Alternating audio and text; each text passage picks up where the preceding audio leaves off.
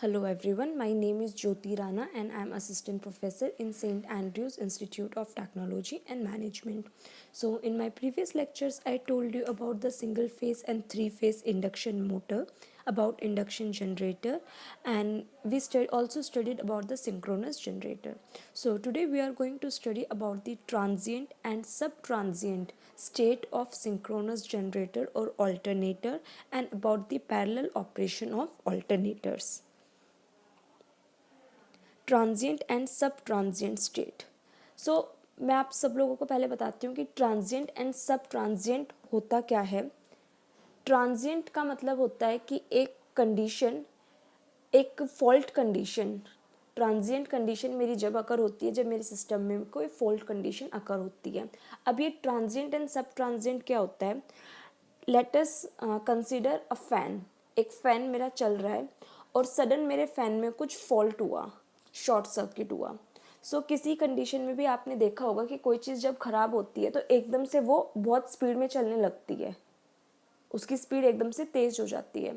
सो वो जो स्पीड एकदम से तेज़ होती है, जब उसमें करंट की वैल्यू एकदम से इंक्रीज़ होती है, सो वो उस टाइम पीरियड को हम लोग बोलते हैं सब ट्रांजिएंट कंडीशन।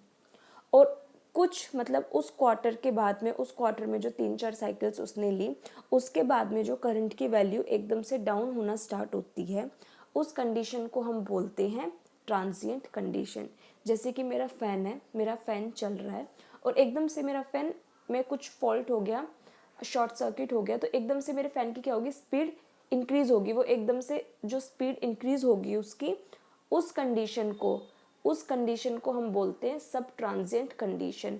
और फिर लाइक आफ्टर 10 to 15 सेकेंड्स जब वो स्पीड अपने आप दोबारा से नॉर्मल स्पीड पे आती है, लाइक डाउन जाती है, एक वो अपनी स्पीड पे चल रही है, स्पीड पे चलते चलते एकदम से उसमें फॉल्ट अकर हुआ तो एकदम से उसकी स्पीड क्या हुई, तेज़ हुई। तो जब वो उसकी स्पीड तेज़ हुई, जब उसमें करंट की वैल्यू एकदम से हाई हुई, उस कंडीशन को हम बोलते हैं सब ट्रांजिएंट।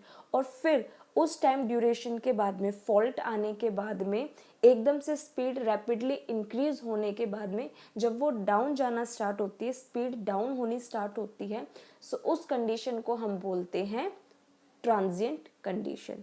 ये मेरी एक फॉल्ट कंडीशन होती है। ट्रांजिएंट एंड सब ट्रांजिएंट मेरी फॉल्ट कंडीशंस होती हैं।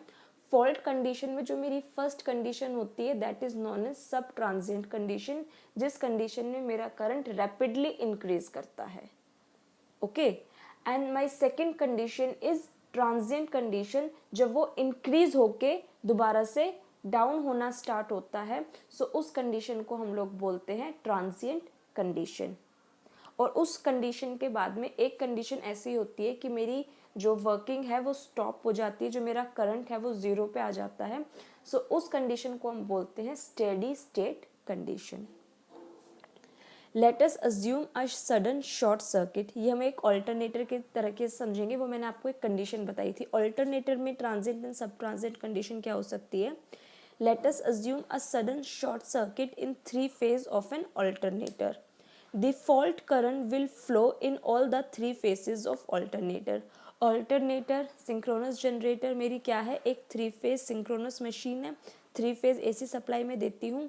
तो जब भी ट्रांजिएंट या नॉन ट्रांजिएंट कंडीशन, सब ट्रांजिएंट कंडीशन मेरे सिस्टम में अकर होगी, तो वो मेरे ऑल 3 फेजेस में अकर होगी। वन थिंग मोर, जो ट्रांजिएंट कंडीशन होती है वो मेरी सिमेट्रिकल होती है। सिमेट्रिकल का मतलब है कि वो मेरे किसी एक पर्टिकुलर फेज को इफेक्ट नहीं करेगी। सिमेट्रिकल का मतलब है कि वो मेरे कंप्लीट सिस्टम को इफेक्ट करेगी। If I have a 3 phase AC supplied alternator, 3 phase AC machine alternator है मेरे पास में, तो अगर जब उसमें फॉल्ट कंडीशन होगी तो वो मेरे किसी पर्टिकुलर फेज़ को, या से एक फेज़ को या 2 फेज़ को या फिर फेज़ टू ग्राउंड ऐसे करके किसी चीज़ को इफेक्ट नहीं करेगी, वो मेरे कंप्लीट सिस्टम को इफेक्ट करती है। सो इसमें क्या है कि जब मैंने एक एज्यूम किया है कि मेरा 3 फेज ऑल्टरनेटर है और जब उसमें करंट शॉर्ट सर्किट कंडीशन हुई, तो जो फॉल्ट करंट था, जो एकदम से वैल्यू इंक्रीज होती है, जो शॉर्ट सर्किट फॉल्ट करंट था, वो मेरे ऑल 3 फेजेस ऑफ ऑल्टरनेटर में फ्लो करेगा। When alternator is short circuit, the current in all the 3 phases rises rapidly to value to a high value of about 10 to 18 times of full load current. अभी मैंने आप लोगों को जैसे fan का example लेके बताया था, सेम वही चीज़ है कि जब ऑल्टरनेटर में शॉर्ट सर्किट हुआ तो मेरे तीनों के तीनों फेजेस में जो करंट की वैल्यू है वो रैपिडली इंक्रीज होगी 10 to 18 टाइम्स उसकी फुल लोड स्पीड के कंपैरिजन में।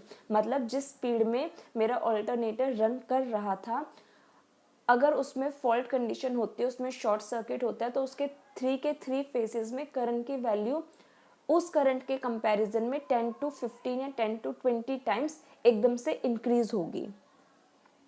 During the first quarter cycle the reactance changes and the short circuit current is high. The reactance is high called सब ट्रांजिएंट रिएक्टेंस। सो जो उस condition में जब मेरी करंट की वैल्यू इंक्रीज हुई है, मेरा रिएक्टेंस चेंज हुआ है, सो उस कंडीशन को हम नाम देते हैं सब transient reactance and it is denoted by X D double dash. इस कंडीशन को मैं डिनोट करती हूँ by X D double dash. Okay, after the first few cycles there is a decrement in the RMS value of short circuit current is less rapid. This state is called transient reactance and it is denoted by XD dash. कुछ cycles के बाद में, मतलब एक दो बार high speed में घूमने के बाद में, एक टाइम पीरियड मान लो लाइक 10 to 15 एकदम से होने के बाद में, इंक्रीज होने के बाद में, और जब करंट की वैल्यू मतलब थोड़ी कम स्पीड से डिक्रीमेंट होनी स्टार्ट हो जाती है या फिर डाउन होनी स्टार्ट हो जाती है, सो उस कंडीशन को हम क्या बोलते हैं? Transient condition. और इसको हम कैसे डिनोट करते हैं? By X D dash. इसका मैं एक ग्राफ लेके बनाती हूँ आप लोगों को यहाँ पे।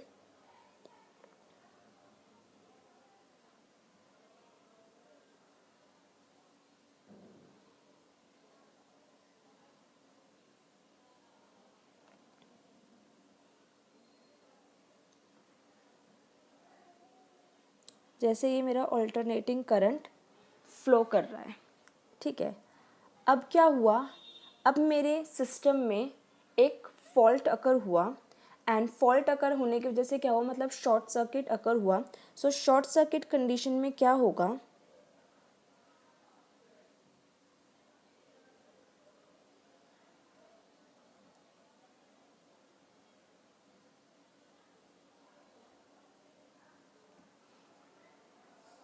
ये आपको ग्राफ समझ में आया है कि मेरा पहले जो करंट था वो अपनी एक्चुअल स्टेट में फ़्लो कर रहा था। जब उसमें शॉर्ट सर्किट हुआ तो जो करंट की वैल्यू है वो एकदम से इंक्रीज़ हुई, चेंज हुई, और फिर वो स्लो, मतलब उसकी वैल्यू डिक्रीज़ होती चली गई और एक कंडीशन पे वो क्या हो जाएगी? ज़ीरो हो जाएगी। दोबारा से देखते हैं।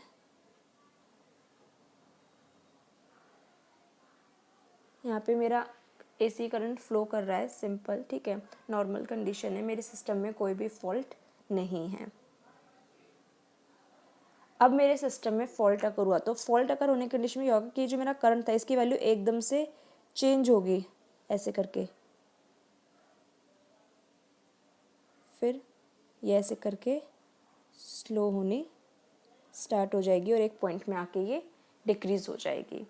सो ये जो कंडीशन है, इस कंडीशन को हम बोलते हैं सब ट्रांजिएंट, और ये जो कंडीशन है इस कंडीशन को हम बोलते हैं ट्रांजिएंट स्टेट, और ये वाली जो लास्ट मेरी कंडीशन है इसको हम बोलते हैं स्टेडी स्टेट, कि अब मेरा जो करंट है वो ज़ीरो हो गया है, स्टेडी पोजीशन पे अपनी पे आ गया है। आई होप आप लोगों को ट्रांजिएंट एंड सब ट्रांजिएंट समझ में आया होगा। ट्रांजिएंट एंड सब ट्रांजिएंट की डेफिनेशन क्या होती है कि there is a burst of current in a circuit which rapidly increase the power. There is a burst in the power of an electrical circuit due to which my current will increases rapidly. And when current increases rapidly during the fault condition, so that current is known as fault current and that condition is known as subtransient condition. And after few cycles, when my rapid current starts decreasing, when my current starts decreasing, so that condition is known as transient condition. And when my fault current becomes 0, so that condition is known as steady state condition. 3 condition होती है. when fault current becomes high, full load current जो मतलब normal condition के comparison में जब fault current उससे भी 10 to 20 times increase हो जाए, तो उस कंडीशन को हम बोलते हैं सब ट्रांजिएंट कंडीशन. उसकी फ्यू साइकिल्स के बाद में जब करंट की वैल्यू डाउन होने स्टार्ट हो जाती है, सो उस कंडीशन को हम, उस कंडीशन में जो फॉल्ट करंट मेरा फ्लो करता है और उस कंडीशन को हम बोलते हैं transient condition. And at last when the value of my fault current becomes 0, so that condition is known as steady state condition. Next topic is parallel operation of alternator. Parallel operation of alternator का मतलब क्या है कि अब मैंने यहाँ पे अपने alternators को, अपने synchronous generators को parallelly connect किया है. ठीक है, तो सबसे पहले पढ़ते हैं कि ये मतलब क्या है इसका. The operation of connecting an alternator in parallel with another alternator और with common bus bars is known as synchronising.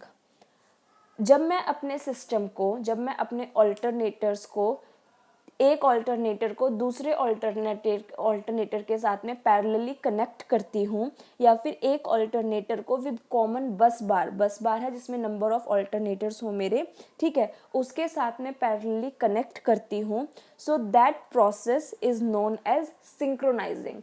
Synchronising का मतलब क्या है कि मैं सिंक्रोनाइज कर रही हूँ एक ऑल्टरनेटर को दूसरे ऑल्टरनेटर के साथ में. ठीक है, it is never advisable to connect a stationary alternator to live bus bar because stator induced EMF being 0, a short circuit will result. ऐसा हमें कभी भी कनेक्ट नहीं करना चाहिए कि मेरी एक जो मेरी कंडीशन है, मतलब मेरा एक बस बार है, नंबर ऑफ मेरे ऑल्टरनेटर्स मेरे कनेक्ट हो रखे हैं पैरेलल कंडीशन में पहले से ही, और उनके साथ में वो लाइव कंडीशन में है, मतलब वो वर्किंग कंडीशन में है, जिससे मेरे 4 ऑल्टरनेटर पहले से ही पैरेलली कनेक्ट हैं, बस बार में पहले से ही पैरेलली कनेक्ट है और वो अपना काम कर रहे हैं, they are in running condition, और मैं उनके साथ में एक स्टेशनरी ऑल्टरनेटर को ऐड कर दूँ. सो ऐसा करने पे क्या होगा, जो मेरा स्टेशनरी ऑल्टरनेटर होगा उसकी जो इंड्यूस्ड ईएमएफ होगी वो वहाँ पे क्या होगी, 0 होगी, जिसकी वजह से जब मैं उसको लाइव बस बार के साथ में कनेक्ट करती हूँ तो उस कंडीशन में मेरे कंप्लीट सर्किट का शॉर्ट सर्किट हो जाएगा, और शॉर्ट सर्किट होगा जिसकी वजह से फॉल्ट आ जाएगी और मेरा टोटल करंट क्या होगा, 0 हो जाएगा, वर्किंग स्टॉप हो जाएगी. तो हमें क्या क्या पॉइंट्स दिमाग में रखने चाहिए जब मैं अपने ऑल्टरनेटर को, एक ऑल्टरनेटर को या तो दूसरे ऑल्टरनेटर के साथ में पैरेलली कनेक्ट करूं, या फिर एक ऑल्टरनेटर को मैं बस बार के साथ में पैरेलली कनेक्ट करूं. सो सबसे पहले क्या है कि the terminal voltage of the effective alternator must be same as the bus bar voltage. Terminal voltage जो है मेरी, जो VT है, वो मेरी ऑल्टरनेटर की और मेरे अनदर ऑल्टरनेटर की या फिर मेरे बस बार की हमेशा सेम होनी चाहिए, वो अलग अलग नहीं होनी चाहिए. The speed of the incoming machine must be such that it frequency is equals to Pn upon में 120 इक्वल बस बार फ्रिक्वेंसी. इस पॉइंट का मतलब क्या है कि मेरे बस, जो मैं ऑल्टरनेटर अपने बस बार के साथ में पैरेलली कनेक्ट करने जा रही हूँ या एक ऑल्टरनेटर को दूसरे ऑल्टरनेटर के साथ कनेक्ट करने जा रही हूँ, सो इस कंडीशन में जो मेरी दोनों ऑल्टरनेटर्स की फ्रिक्वेंसी है वो हमेशा सेम होनी चाहिए और वो हमेशा same number of pole machine होनी चाहिए. जैसे कि मैंने अगर पहले से जो मैं अपने ऑल्टरनेटर मेरे पैरेलली कनेक्टेड है, पैरेलली सिंक्रोनाइज्ड हैं, अगर वो 4 पोल ऑल्टरनेटर हैं, तो जो मैं उनके साथ में अलग से ऑल्टरनेटर को पैरेलली कनेक्ट करने जा रही हूँ वो भी 4 पोल ही होना चाहिए, उसकी फ्रिक्वेंसी भी 50 हर्ट्ज ही होनी चाहिए. Third, the phase of the alternator voltage must be identical with the phase of the bus bar voltage. Connection जो मैं करूँगी, अगर मेरे वो वाले, मतलब मेरे जो ऑल्टरनेटर्स ऑलरेडी बस बार में पैरेलली कनेक्टेड हैं, ठीक है, तो उनके साथ में अगर मैं एक और ऑल्टरनेटर को ऐड करने जा रही हूँ, सो उस कंडीशन में जो मेरी फेज़ वोल्टेज होनी चाहिए, जो ऑल्टरनेटर की फेज़ वोल्टेज होनी चाहिए, फेज़ होने चाहिए, वो सेम होने चाहिए, आइडेंटिकल होने चाहिए, सेम होने चाहिए.